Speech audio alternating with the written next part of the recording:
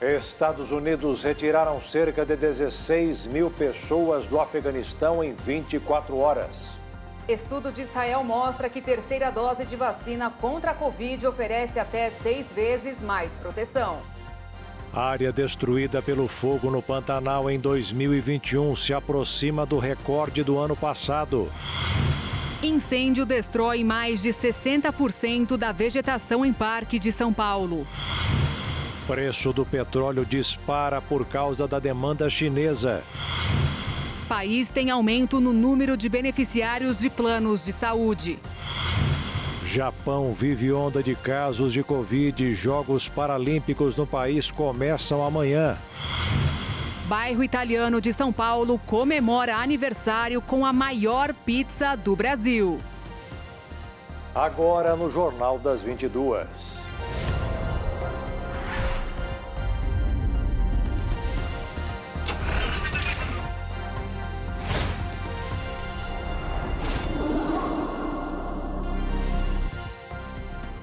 Olá, boa noite. Boa noite. Mais de 60% da vegetação já foi queimada com incêndio de grandes proporções que atinge o Parque Estadual do Juqueri, em Franco da Rocha, na Grande São Paulo. O Corpo de Bombeiros, a Defesa Civil e brigadistas voluntários tentam combater as chamas. Mais de 1.200 hectares da vegetação de cerrado, que corresponde a 60% da vegetação do Parque Estadual do Juqueri, em Franco da Rocha, foi queimada com incêndio. A Prefeitura informou que o fogo começou após a queda de um balão na manhã de domingo. Ao menos 3 focos de incêndio foram encontrados pelos bombeiros. De acordo com a corporação, o trabalho de contenção das chamas é difícil na região, já que há trechos que não possuem acesso para os caminhões que levam água. O local exige muito esforço manual. Os bombeiros entraram na mata usando bombas costais, um equipamento que leva mais de 20 litros de água nas costas.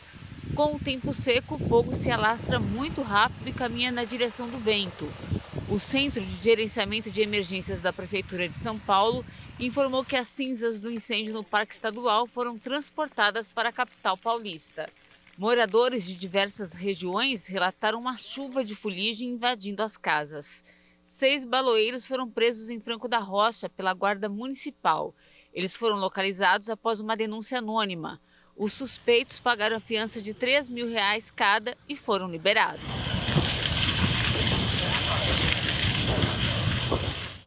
Um incêndio de grandes proporções atingiu o Parque Nacional de Cerro Corá, em Pedro Juan Cabaleiro, cidade paraguaia que fica na fronteira do país com o Brasil. E do lado brasileiro, a situação não é diferente. Chamas consomem áreas rurais e urbanas, colocando inclusive moradoras para fora de casa. O fogo consome o Parque Nacional de Cerro Corá, em Pedro Juan Cabaleiro, no Paraguai. O incêndio de grandes proporções começou no sábado e durou mais de 24 horas. A força do vento deixou as chamas fora de controle e chegou a ameaçar a segurança de bombeiros, brigadistas e voluntários que tentavam a qualquer custo apagar o fogo. Equipes de urgência e emergência da Universidade Central do Paraguai atenderam os feridos. A maioria, casos de queimaduras, inalação de fumaça, desidratação, dores de cabeça e ferimentos causados pelo longo tempo manuseando instrumentos, como os abafadores. A rodovia que liga Pedro Juan, a capital do Paraguai, a Assunção, foi interditada. A fumaça dificultou a visibilidade e, em alguns pontos, as chamas invadiram a pista. O Parque Nacional de Cerro Corá é considerado um monumento histórico. Foi palco da última batalha da Guerra do Paraguai. Vários ecossistemas são encontrados no local. Pelo menos 120 espécies de aves vivem no parque. O parque foi criado em 1976 e fica a 38 quilômetros de Ponta Porã, cidade brasileira localizada na fronteira do Brasil com o Paraguai, em Mato Grosso do Sul. O estado brasileiro enfrenta o mês de agosto mais seco da história, o que favorece a ocorrência de queimadas. Do lado brasileiro, o cenário é de muito fogo por toda parte. Em Bela Vista, cidade que também fica na faixa fronteiriça, foram 4 dias de áreas urbanas e rurais devastadas por incêndios. O fogo chegou à região central do município e moradores precisaram deixar as casas. As chamas atingiram também a aldeia Piraquá e chácaras próximas. O trânsito no local ficou impedido por conta da fumaça e os habitantes assustados com a proporção do incêndio. Está incontrolável. Está incontrolável, olha! A cidade não possui corpo de bombeiros e a contenção das chamas foi feita inicialmente por militares do Exército e moradores até a chegada de uma guarnição. E essa não foi a única cidade atingida. Em Dourados, o segundo maior município do estado, este incêndio atingiu um canavial no distrito industrial, às margens da rodovia MS 156. Ainda não há informações sobre o que provocou o incêndio e nem o total da área afetada. Na capital do Mato Grosso do Sul, as chamas foram na região do Parque dos Poderes, onde fica a sede do governo do estado. O incêndio teria começado na vegetação ao lado da Acadepol, Academia de Polícia. Veículos apreendidos quase foram atingidos. O fogo passou para o outro lado da via devido à fuligem. A suspeita é de que o incêndio na capital tenha sido criminoso. Vários órgãos públicos quase foram atingidos, como o Tribunal de Justiça, a TV Educativa e a Assembleia Legislativa. Durante as chamas, estes coatis tentaram buscar refúgio na Casa de Leis, mas não passaram da recepção. Este ano, a área devastada do Pantanal se aproxima do recorde de 2020. O espaço perdido equivale a 2 vezes o município do Rio de Janeiro. A área atingida pelo fogo este ano no Pantanal já se aproxima do registrado nesse mesmo período em 2020, que foi quando o bioma enfrentou a pior temporada de queimadas da história. Dados do Laboratório de Aplicações de Satélites Ambientais dão conta que quase 262 mil hectares já foram consumidos pelo fogo. No mesmo período do ano passado, a área queimada foi de 265 mil hectares. No Mato Grosso do Sul, bombeiros e brigadistas atuam para controlar as chamas em diferentes regiões do Pantanal. O Corpo de Bombeiros informou que há 5 operações de combate a incêndios florestais em andamento no estado. Ao todo, 135 bombeiros militares estão empenhados na Operação Hefesto, usando 44 viaturas e 8 aeronaves. Produtores rurais também ajudam em algumas regiões.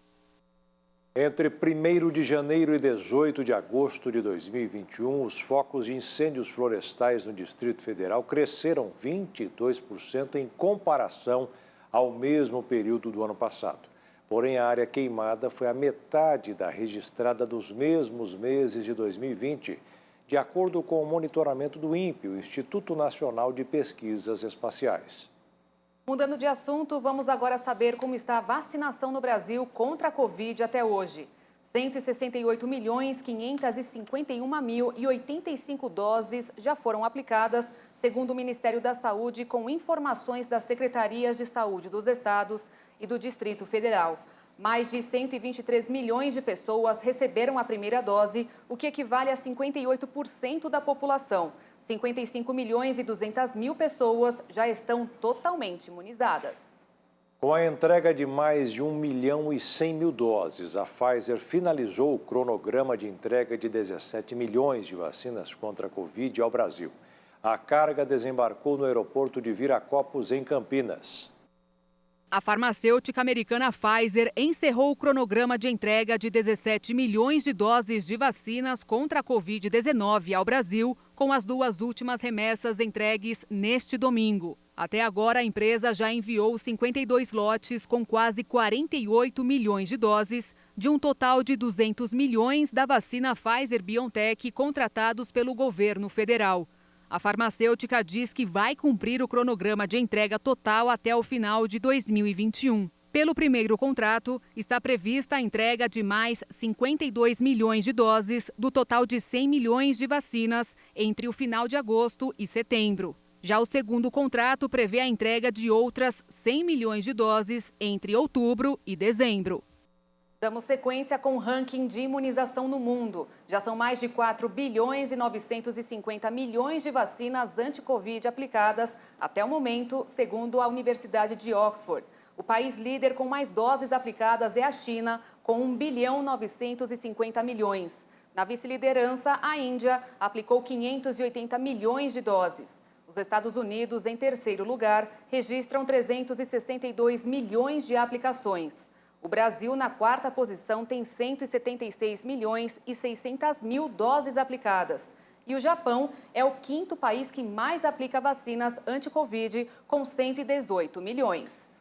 A Anvisa pediu à Janssen informações sobre a necessidade de dose de reforço da vacina contra a Covid. A Agência Nacional de Vigilância Sanitária quer informações sobre o andamento dos estudos do laboratório sobre a necessidade de dose de reforço da Janssen contra a Covid. O objetivo é antecipar os dados para avaliar o cenário em torno da possibilidade de doses adicionais das vacinas em uso no Brasil. A Anvisa também informou que pediu que a farmacêutica agende uma reunião com os técnicos da agência para discutir a questão. O imunizante da Janssen é o único em uso no país que é administrado em apenas uma dose e teve autorização para uso emergencial aprovado em março. O Ministério da Saúde e a Unifesp preparam estudos para avaliar a terceira dose de vacina contra a Covid-19. A Anvisa recomendou que o Plano Nacional de Imunização adote uma dose de reforço em caráter experimental para idosos acima de 80 anos e pessoas com a imunidade comprometida que tomaram a vacina Coronavac. A orientação não tem caráter obrigatório e deve ser avaliada pelo Ministério da Saúde junto com os órgãos envolvidos. Em julho, a Anvisa autorizou que os laboratórios Pfizer e AstraZeneca investigassem efeitos e necessidades de uma dose extra contra a Covid. Os estudos estão em andamento em pelo menos 5 estados. A Prefeitura de São Paulo anunciou que a população vai precisar de um passaporte da vacina para entrar em eventos e shoppings e restaurantes. O documento será emitido por um aplicativo que deve ser lançado até sexta-feira. Depois que a pessoa efetuar o cadastro, será emitido um QR Code que vai informar se ela tomou a vacina ou se está com alguma dose atrasada. O local que for flagrado pela vigilância sanitária desobedecendo a determinação receberá multa. 321 mortes por Covid foram registradas em 24 horas no Brasil, além de 13.103 novos casos, de acordo com o Ministério da Saúde. Veja agora os números da pandemia. O mundo passou dos 212.401.000 casos de coronavírus e tem mais de 4.439.000 óbitos confirmados. Os Estados Unidos romperam os 37.910.000 diagnósticos e tem um total de 629.314 mortes. A Índia tem mais de 32.449.000 casos registrados. O Brasil beira a marca dos 20.584.000 testes positivos e registra 574.848 vítimas fatais. A França soma mais de 6.705.000 contaminações. E a Rússia ultrapassou a marca dos 6.672.000 casos de Covid. E veja depois do intervalo, planos de saúde têm aumento no número de beneficiários. E Caixa Econômica Federal começa a acreditar lucros do FGTS.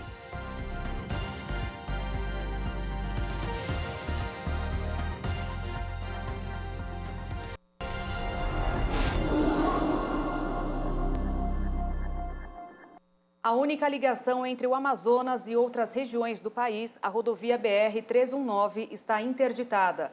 Uma cratera se abriu hoje na altura do quilômetro 16. O trecho onde ficava um bueiro cedeu por causa das fortes chuvas na região. Esse vídeo que você vê agora mostra o momento em que um pedaço do asfalto cai no rio. Nós pedimos um posicionamento do Departamento Nacional de Infraestrutura de Transportes, o DENIT, mas ainda não tivemos uma resposta. Governadores de todo o país se reuniram hoje e aprovaram a criação de um fundo ambiental para captar recursos que ajudem no cumprimento de políticas ambientais. No 9º Fórum de Governadores, os gestores estaduais também criticaram a reforma tributária em andamento no Congresso e afirmaram que vão pedir uma reunião com os líderes dos 3 poderes. Governadores de todo o país se reuniram nesta segunda-feira na 9ª edição do Fórum de Governadores. A reunião foi sediada em Brasília e teve como anfitrião Ibanez Rocha, gestor do Distrito Federal. A maioria dos governadores participou virtualmente e usou o momento de fala para defender a democracia. Os governadores discutiram temas ligados à economia e meio ambiente, falaram sobre impostos sobre combustíveis, tarifas de energia elétrica e reforma tributária. Os gestores estaduais demonstraram preocupação com o texto que tramita no Congresso e afirmaram que a reforma tributária trará um prejuízo de 15 bilhões de reais aos estados. Essa reforma tributária, na posição de todos os governadores e da minha de forma muito especial, é uma reforma totalmente atabalhoada. Ela traz um prejuízo para estados e municípios da ordem de 15 bilhões de reais e ela não tem nada de simplificação no que se diz respeito, que era colocado inclusive pelo próprio Paulo Guedes no início. Não traz nada de simplificação da cobrança dos tributos. Então é uma reforma muito ruim. O problema é que não é criado um imposto sobre consumo. É simplesmente você mexe nas alíquotas, é isso que ele está fazendo. Tanto no imposto de renda quanto em outros tributos. Essa reforma está muito mal discutida. Por sugestão do governador do Espírito Santo, Renato Casagrande, também foi aprovada a criação de um fundo público ambiental para captar recursos que ajudem a fortalecer e cumprir políticas ambientais. O fundo deverá se chamar Verde Brasil e será formatado nos próximos dias. Os governadores também anunciaram que vão encaminhar um pedido de reunião ao presidente da República, Jair Bolsonaro, e aos líderes do Legislativo e do Supremo Tribunal Federal. A ideia é que esse encontro ocorra na semana que vem. O objetivo dos governadores é construir uma ponte e estabelecer diálogos sobre temas sensíveis aos estados, entre eles a reforma tributária. Nós tomamos uma decisão de ir além de uma carta. Esse eu acho que é o ponto fundamental. Ou seja, apresentamos agora um caminho em que 27 governadores do Brasil, de diferentes partidos, independente de quem é governo, quem é oposição, se colocam à disposição não só para o diálogo, mas também para que a gente tenha, a partir desse encontro que estamos propondo, esperamos que seja até a próxima semana, para que possamos, deste encontro, não só tratar da necessidade de uma pacificação, de uma serenidade, garantir uma condição de criar mesmo um ambiente de confiança. Veja que o país tem uma situação que cria hoje um ambiente em que investidores que estão e investidores que estavam programados a investir no Brasil começam a colocar um pé atrás. Nesta semana chega ao fim o programa que permitiu a redução de salários e jornadas e a suspensão de contratos de trabalho. Após 23 milhões de acordos entre patrões e empregados, o programa foi considerado um sucesso, já que alcançou o objetivo de atuar na manutenção de cerca de 6 milhões de empregos. O programa até chegou a ser encerrado em dezembro com o fim do estado de calamidade pública. Mas com a chegada de uma nova onda da pandemia, o presidente Jair Bolsonaro reeditou o programa por mais 4 meses no fim de abril. Segundo dados disponíveis até o dia 17 de agosto, a redução de jornadas e salários prevaleceu sobre a suspensão de contratos, que foi mais forte apenas em momentos mais agudos da pandemia, como no início do programa. Foram 10.117.441 acordos de suspensão de contrato. 5.187.642 acordos de redução de salário e jornada em 70%. 4.414.953 acordos de redução de salário e jornada em 50%. E 3.465.339 acordos de redução de salário e jornada em 25%. Do total dos acordos, a maior participação foi de mulheres, que corresponderam por 53% das suspensões e reduções. Em abril de 2020, primeiro mês do programa, foram quase 6 milhões de acordos. E neste mês, são apenas 131 mil, podendo chegar a 150 mil. Nos últimos 4 meses, o setor de serviços, como bares e restaurantes, correspondeu por cerca da metade dos acordos, à frente de áreas como indústria e construção. O último dia de regime especial é quarta-feira, dia 25, então na quinta, todos os vínculos empregatícios estarão de volta às suas condições normais. A Agência de Medicamentos e Alimentos dos Estados Unidos concedeu hoje a aprovação total à vacina anti-Covid da Pfizer-BioNTech para pessoas com mais de 16 anos. O anúncio foi realizado em comunicado pela Agência de Medicamentos e Alimentos, o equivalente à Anvisa no Brasil. Especialistas esperam que a medida ajude a reforçar a estratégia de vacinação contra o coronavírus no país. O imunizante anti-Covid, que agora pode ser comercializado com a marca Comirnaty, é a primeira a receber a aprovação total da FDA. Dezenas de milhões de doses já foram aplicadas nos Estados Unidos com base em uma autorização de uso de emergência concedida em 11 de dezembro de 2020. A decisão de conceder o registro definitivo foi baseada nos dados atualizados do teste clínico do fármaco, que incluía um tempo maior de acompanhamento, com segurança e eficácia avaliadas entre mais de 40 mil pessoas. As Forças Armadas Americanas já haviam anunciado a exigência da vacinação para seus integrantes assim que o registro definitivo fosse concretizado. Várias empresas privadas e universidades devem adotar a mesma medida. A vacina permanece disponível com autorização de uso de emergência para adolescentes de 12 a 15 anos, mas como agora tem o registro definitivo, os médicos podem prescrevê-la para crianças com menos de 12 anos se acreditarem que será benéfica. A Caixa Econômica Federal pagou hoje a 5ª parcela do auxílio emergencial para os beneficiários que fazem parte do Bolsa Família e que têm o número de identificação social UNIS com final 4. A próxima parcela do benefício para este grupo será paga no dia 22 de setembro. A Agência Nacional de Saúde apontou que o Brasil teve um aumento no número de beneficiários de planos de saúde. O balanço mensal da Agência Nacional de Saúde revelou que o número continua crescendo e quase 48 milhões e meio de brasileiros têm plano de saúde. Em comparação com o mês de junho, o setor teve um crescimento de 0,36%. A informação foi divulgada no Boletim Covid-19, publicado pela agência, que mensura o impacto da pandemia na assistência médica, em uma prévia para o 7º mês do ano em todo o Brasil. O informativo é feito com base na coleta de dados de operadoras, que representam 74% do universo de beneficiários de planos de saúde.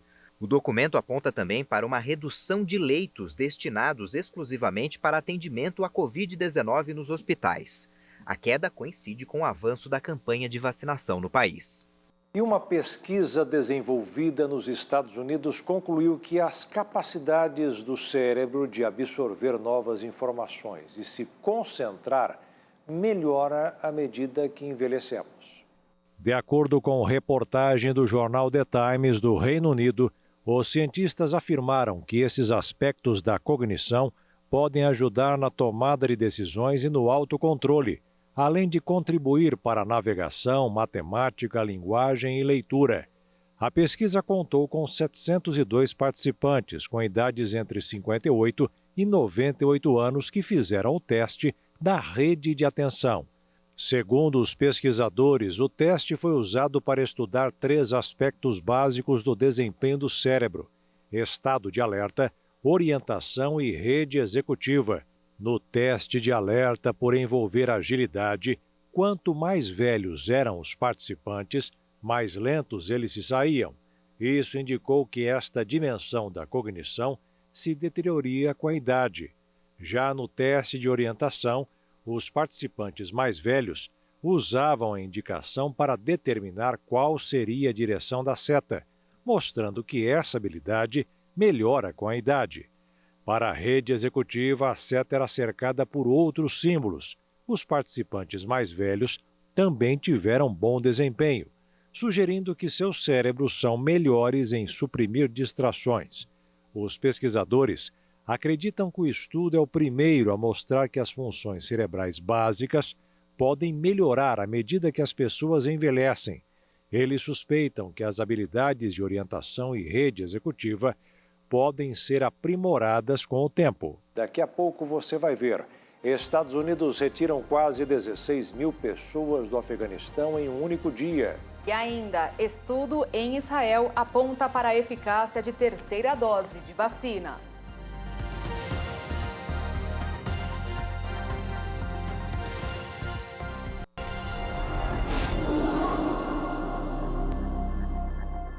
Um guarda afegão morreu hoje em um tiroteio na região do aeroporto de Cabul. Hoje, o Departamento de Defesa americano informou que cerca de 16 mil pessoas foram retiradas do Afeganistão em 24 horas.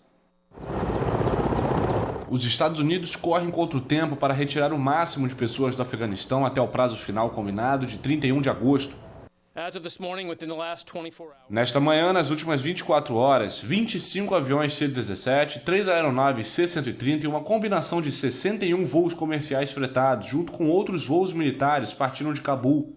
A contagem total de passageiros para estes voos foi de aproximadamente 16 mil pessoas. O Pentágono disse que o número de transferidos do Afeganistão desde julho chega a 42 mil e 37 mil desde que as operações de transporte aéreo se intensificaram em 14 de agosto em meio ao avanço dos talibãs sobre Cabul. O governo americano ressaltou que o foco segue em conseguir que as operações de retirada sejam realizadas até o prazo de 31 de agosto.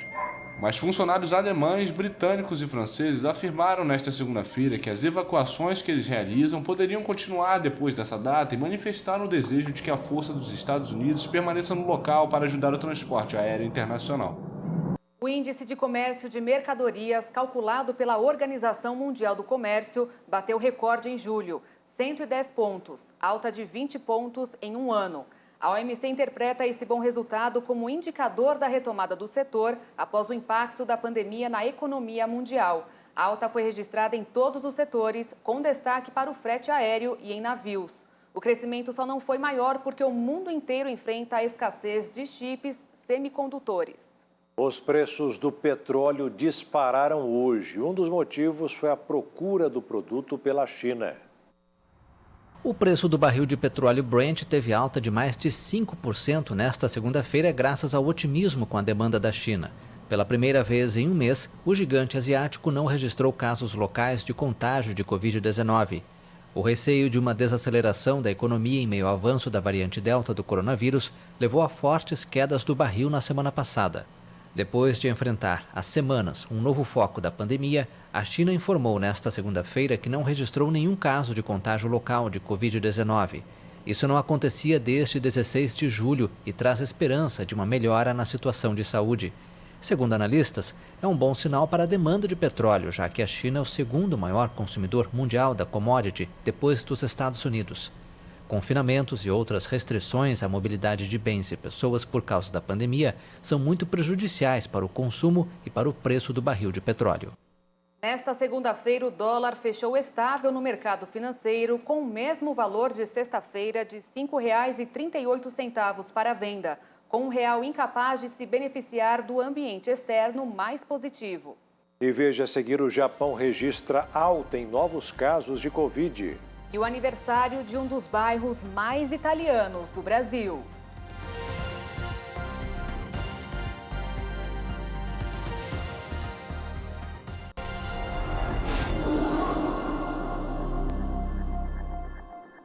Já começou o período de comprovação de informações e matrícula dos candidatos selecionados da lista de espera do ProUni para o segundo semestre. O prazo vai até sexta-feira. Caso as bolsas não sejam preenchidas nesta fase, o Ministério da Educação poderá ofertar as vagas que sobrarem em um novo edital do programa Universidade para Todos. Depois dos registros de aglomerações perto do Mineirão, a Prefeitura de Belo Horizonte voltou a proibir o público nos estádios da cidade. A Prefeitura de Belo Horizonte cancelou a reunião que faria com representantes do Mineirão e dos clubes de futebol de Minas Gerais. Na próxima edição do Diário Oficial do município, será publicada a proibição da torcida nos estádios da capital. Após análise dos 2 eventos teste realizado na última semana, a decisão foi tomada pelo Comitê de Enfrentamento à Covid-19, diante do descumprimento das regras e dos protocolos estabelecidos para a realização das partidas. A Guarda Municipal conversou com 1.073 torcedores sem máscara no entorno do Mineirão. As abordagens foram feitas na noite de sexta-feira, quando o Cruzeiro enfrentou o Confiança pela Série B do Campeonato Brasileiro. Foi a primeira vez que cruzeirenses puderam voltar ao Mineirão. Na quarta-feira, o estádio já havia recebido torcedores do Atlético Mineiro, mas do lado de fora. Durante o encontro, foram registradas muitas aglomerações e desrespeito às medidas sanitárias. A imprensa britânica informou que o Liverpool não vai liberar os jogadores Fabinho, Roberto Firmino e Alisson para as próximas 3 partidas da seleção brasileira nas eliminatórias da Copa do Mundo. O time do técnico Tite vai enfrentar Chile, Argentina e Peru nos dias 2, 5 e 9 de setembro, respectivamente. De acordo com a Federação Egípcia de Futebol, o clube também não vai permitir que o atacante Mohamed Salah represente a equipe nacional nos jogos contra Angola e Gabão. Egito e Brasil aparecem na lista vermelha do governo britânico em relação à pandemia de Covid-19.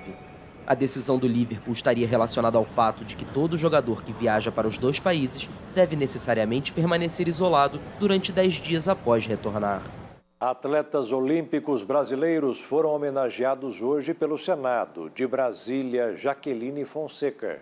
O Senado Federal realizou nesta segunda-feira uma sessão solene para homenagear os atletas brasileiros que participaram dos Jogos Olímpicos de Tóquio. 2 atletas que participaram presencialmente receberam diplomas de honraria do Senado Federal: a judoca brasiliense Kathleen Lima Quadros e o saltador Cauã Figueiredo Pereira. Os demais atletas que participaram virtualmente receberão os diplomas em casa. A sessão foi convocada pela senadora Leila do Vôlei, que cobrou o aumento de investimentos nos esportes e o avanço do Programa Nacional do Desporto.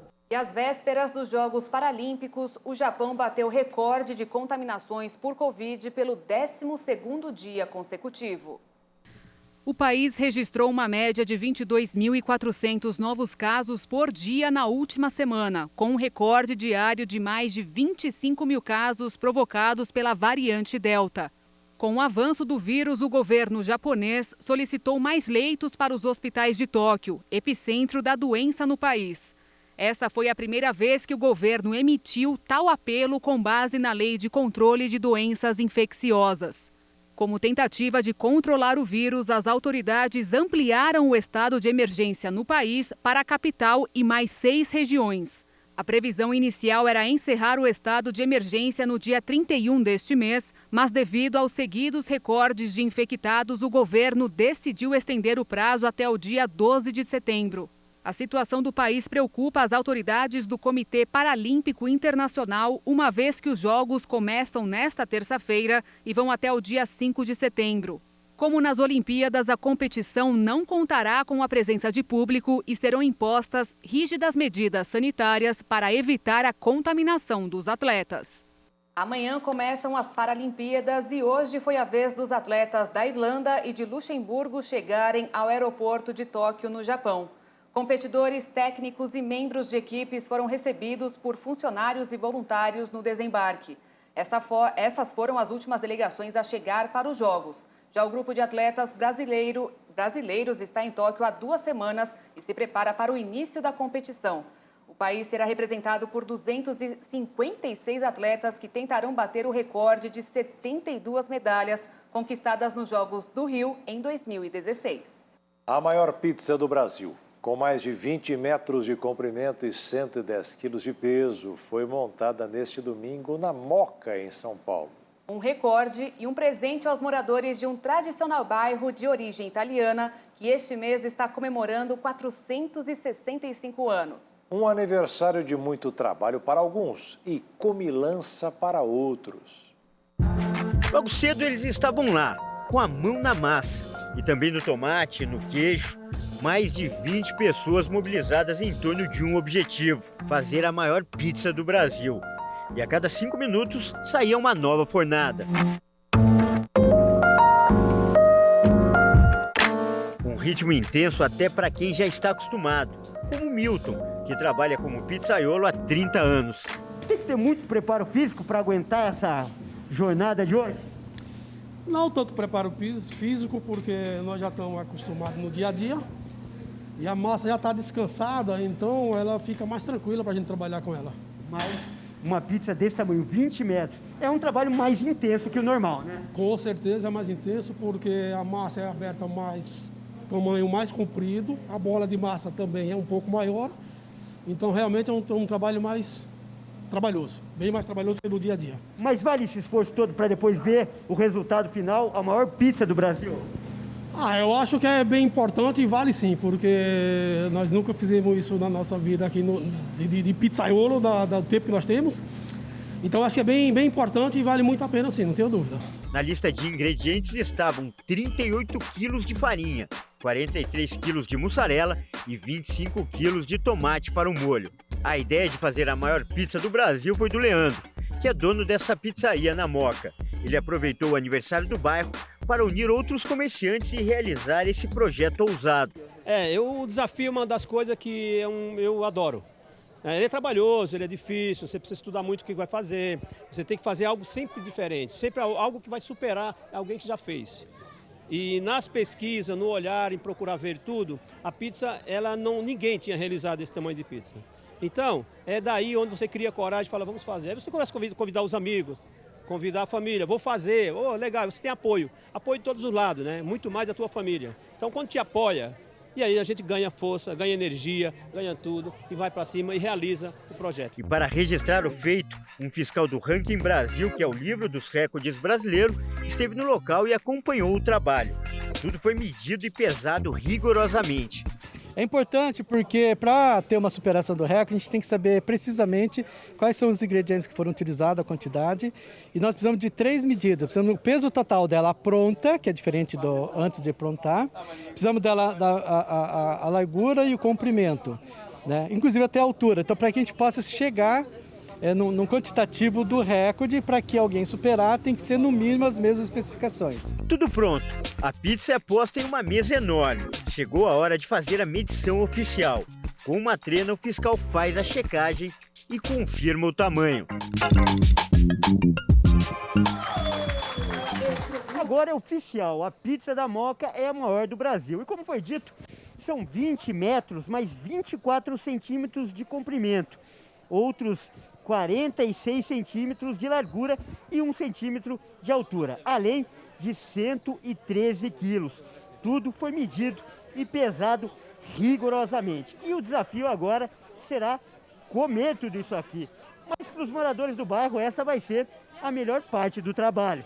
E quem experimentou garantiu que a maior pizza do Brasil não tinha só tamanho, mas também qualidade. A pizza deles é 10, é a melhor pizza do Brasil essa aqui, viu? Então não é só a maior, é a melhor. É a melhor, melhor. A Moca tá de parabéns. Eu sou do Sul. Você mora 50 anos. E aqui é a terra da pizza mesmo, agora a maior pizza do Brasil. Eu vim conhecer pizza aqui. E pizza é pizza na Moca, né, Belo? 47 anos de Moca, tem coisa mais gostosa. Desses 21 metros aí, você consegue comer quanto? Pouco. Pelo menos uns 6 pedaços vai. Olha, eu consigo no máximo 14. 14 metros ou 14 pedaços? Não sei, aí vai depender. Depois do primeiro metro a gente vai ver.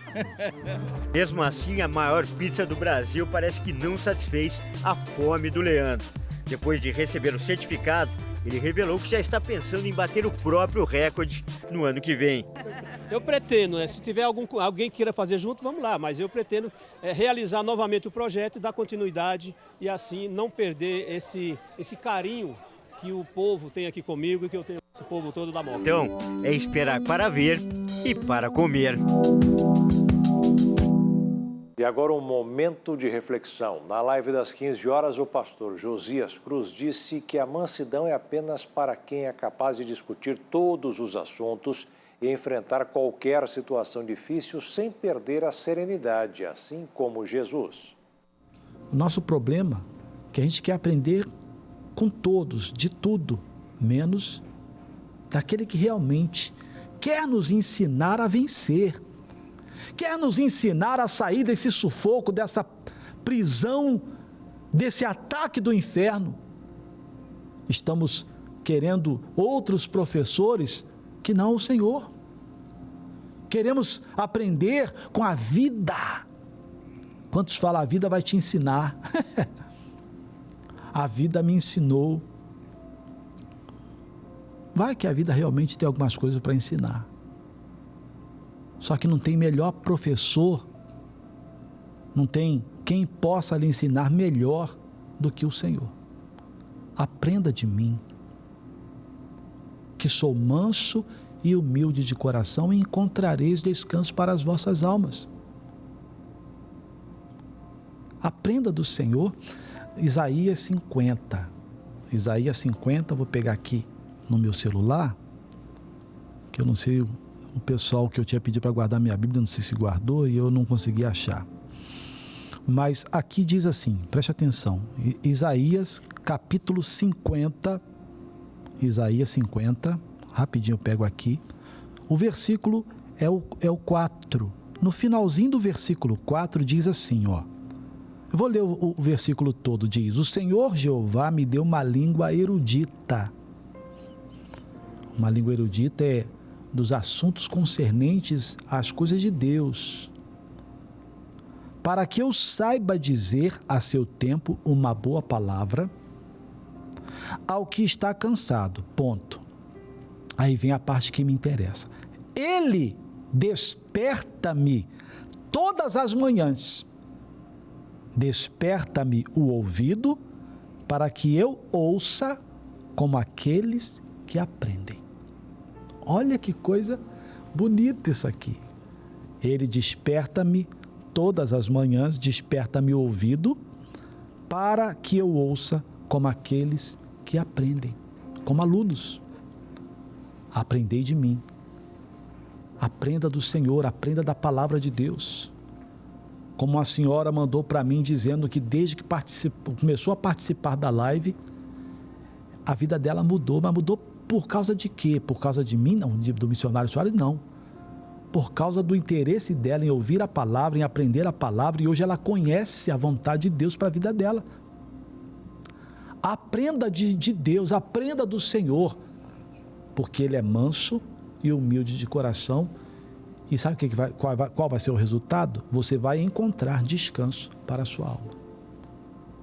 Aprenda do Senhor. E o Jornal das 22 termina aqui. Obrigada pela sua companhia, um ótimo fim de noite, início de semana para você e até amanhã. Boa noite, fique na paz. Tchau.